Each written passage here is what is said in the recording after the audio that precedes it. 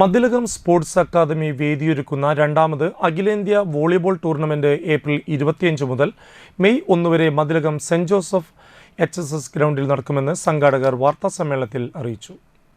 വോളിബോളിന്റെ ആവേശം ത്രസിപ്പിക്കുന്ന മേളയിൽ ഇന്ത്യയിലെ പ്രമുഖ പുരുഷ ടീമുകളായ Kerala police, BPCL Cochin, Indian bank Chennai, income tax Chennai, Indian air force Delhi, Indian customs Cochin, വനിതാ ടീമുകളായ MS foundation Chennai, Indian universities KSCB Thiruvananthapuram, CRPF Rajasthan, bank of Maharashtra, Calicut university എന്നിവർ അണിനിരക്കും.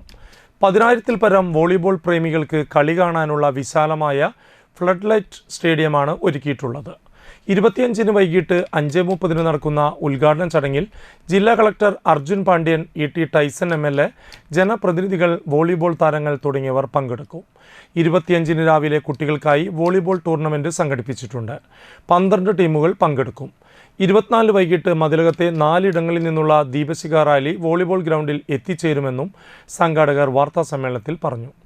മതിലകം ഗ്രാമപഞ്ചായത്ത് president Seenath Basheer, VK Mujeeb Rahman, KY Azeez, PH Niyas, PH Ameer തുടങ്ങിയവർ വാർത്താസമ്മേളനത്തിൽ പങ്കെടുത്തു.